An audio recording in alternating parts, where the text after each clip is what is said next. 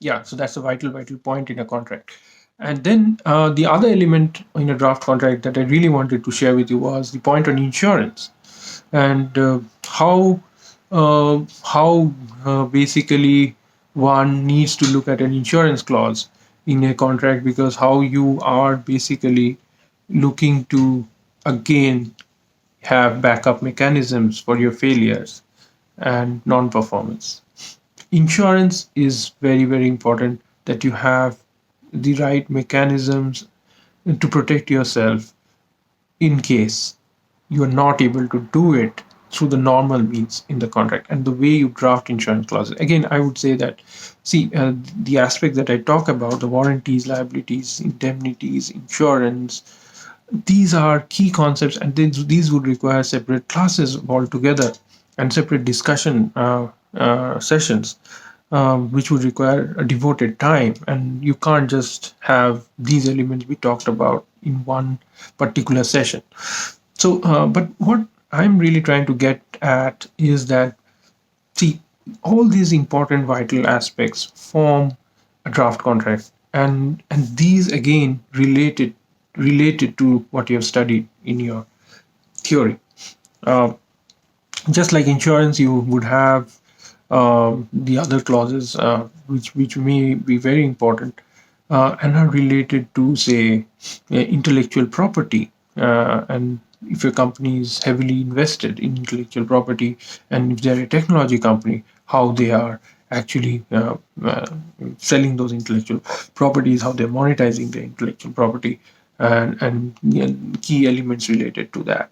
And these again come from the understanding of the business. Again, this is a part of the contract, which is a draft. Now, when you look at how you've studied the contract, you would basically relate it to your rights and obligations. And in case there's a breach of those rights and obligations related to intellectual property, what remedies you have. When you talk about remedies, you think of, oh, I've studied in contract law, injunctions, going to the court, or it could be arbitration, etc. Now, what have you drafted it in the contract as a dispute resolution clause is also very important.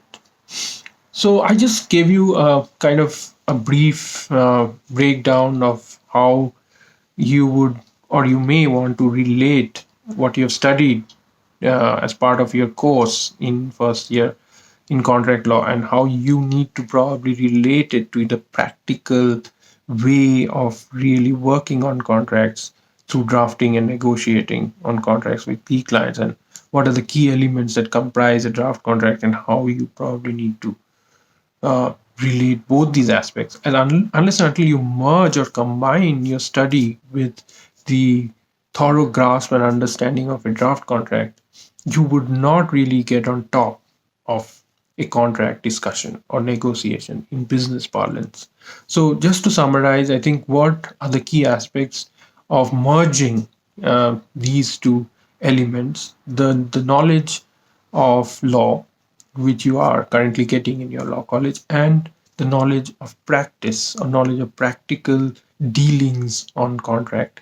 So I would summarize it in this form. Number one is knowing the business objective of the parties, knowing the parties, uh, and knowing what is their goal and purpose of doing the contract, knowing the rights and obligations of the parties, knowing the representations, warranties, knowing the remedies in the contract, knowing the consideration, the payment clauses in the contract, knowing the liabilities in the contract.